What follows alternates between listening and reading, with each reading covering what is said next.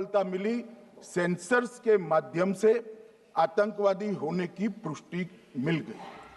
तब 4 पैरा जो हमारी सेना का एक हिस्सा है, उसकी नेतृत्व में 4 पैरा के जवान, सीआरपीएफ के जवान और जम्मू कश्मीर पुलिस के जवान मान्यवर एक साथ ये आतंकवादियों को घेरने का काम किया।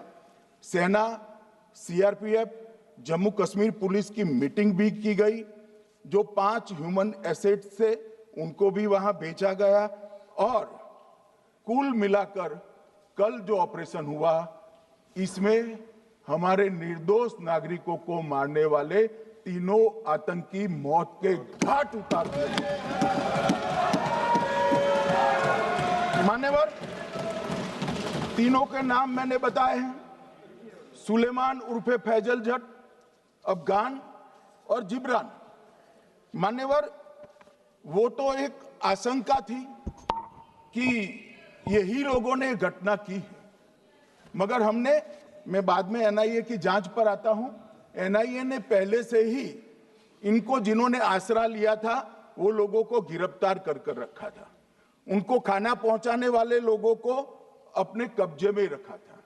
तो जब आतंकवादियों के शव श्रीनगर आए, इनसे पहचान कराई गई। 4 लोगों ने पहचान लिया, यही 3 लोग थे जिन्होंने पहलगांव में आतंकी घटना को। मगर हमने इस पर भी भरोसा नहीं किया मान्यवर, कोई जल्दबाजी नहीं की। हमने जो आतंकी घटना स्थान से कारतूस मिले थे, वो कारतूस का एफएसएल रिपोर्ट पहले से करा कर रखा था और चंडीगढ़ सेंट्रल एफएसएल के अंदर बैलिस्टिक रिपोर्ट के आधार पर उनका रिपोर्ट तैयार था। जब ये कल आतंकवादी मारे गए, इनकी 3 राइफलें पकड़ी गई। एक M9 अमेरिकन राइफल थी और 2 AK-47 राइफल थी। जो कारतूस मिले थे वो भी M9 और AK-47 के भी थे, मगर हमने इससे भी संतोष नहीं माना। ये राइफलों को एक विशिष्ट विमान के द्वारा कल रात को 12 बजे चंडीगढ़ पहुंचा गया और पूरी रात फायरिंग कर इसके भी खाली खोखे जनरेट किए गए। 2 खोखों का मिलान किया गया, राइफल की नाली और निकले हुए खोखों का भी मिलान हो गया। तब ये तय हो गया कि इन्हीं 3 राइफलों से हमारे निर्दोष नागरिक मारे गए। और मान्यवर, आज मैं सदन को बताते हुए बहुत खुश हूं। मोदी जी ने ऑपरेशन सिंदूर कर आतंकवादियों को जिन्होंने आतंकवादियों को भेजा था, उनके आकाओं को जमीन में मिलाने का काम किया था।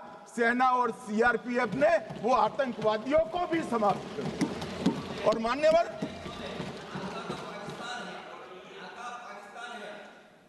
कौन पाकिस्तान से आपकी बात होती है क्या? अरे बैठ जाओ भाई।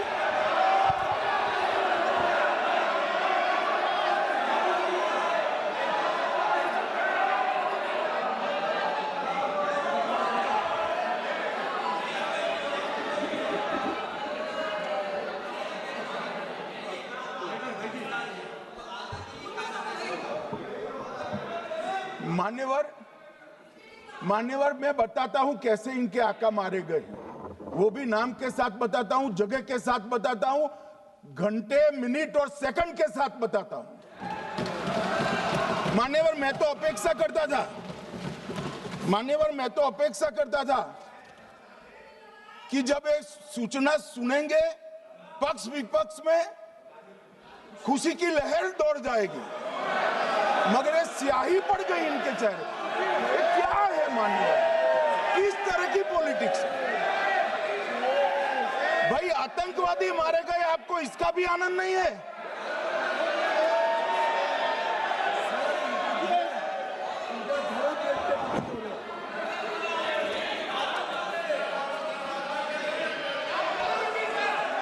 अखिलेश जी बैठ जाइए, मेरा पूरा जवाब सुनिए, आपका सब जवाब आ जाएगा।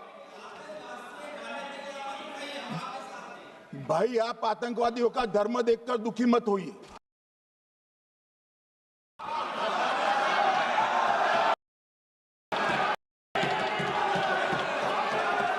अखिलेश बैठ जाइए यार।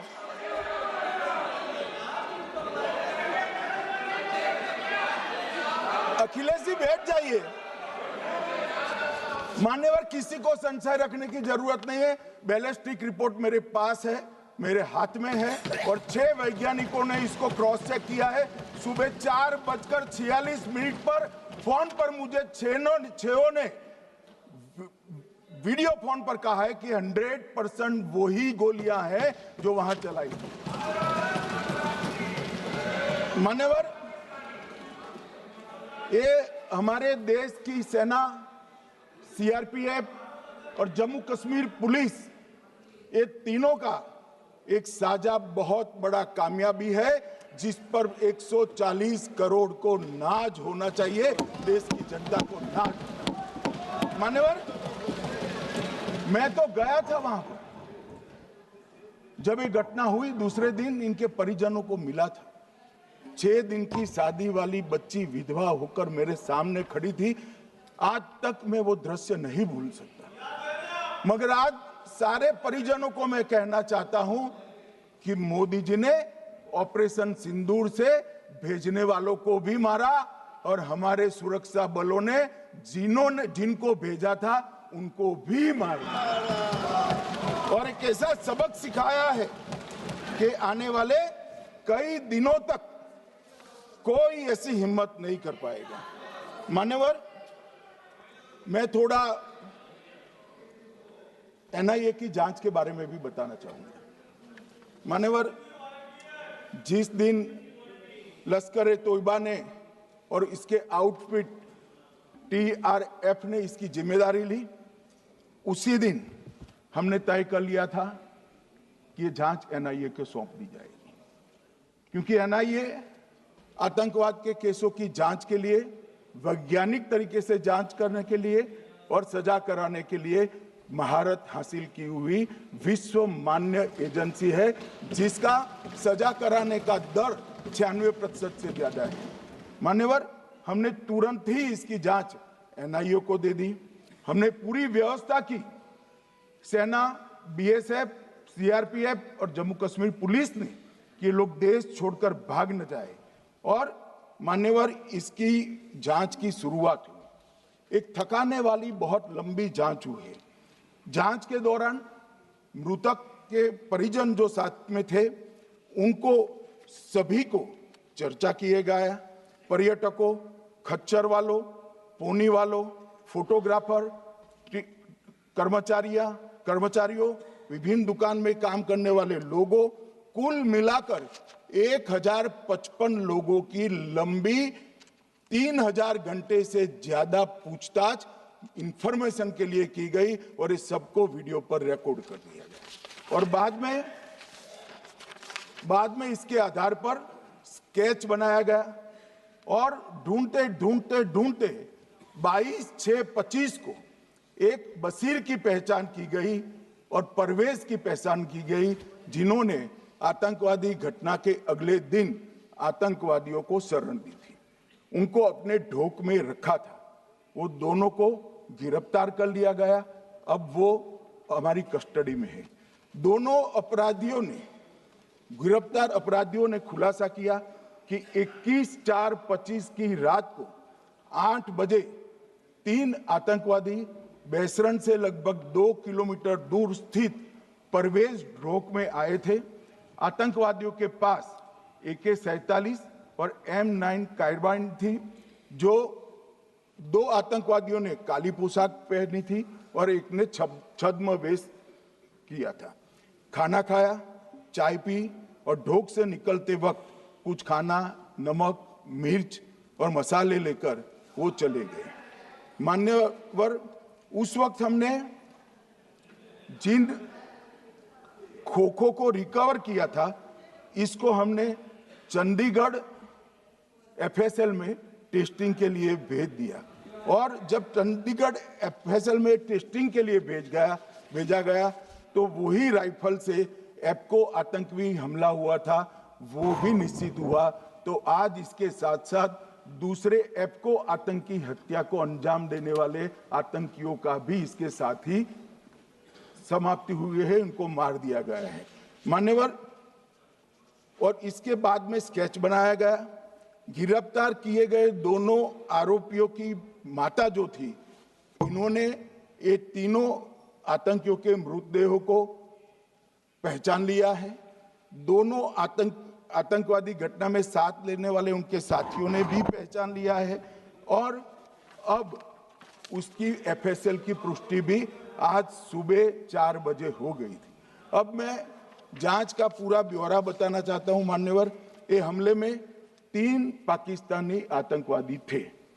हमले में 2 AK-47 और 1 M9 कार्बाइन का प्रयोग किया गया था और अब जो पकड़े गए हैं इसके सुलेमान के कारण एप्को का मामला भी आज रिजॉल्व हो रहा है और आतंकवादियों को पनाह देने वाले 2 स्थानीय लोगों को भी इस केस में पकड़ लिया गया है। अब मान्यवर, कल पूछते थे कहां से आए, कहां गए, किसकी जिम्मेदारी है।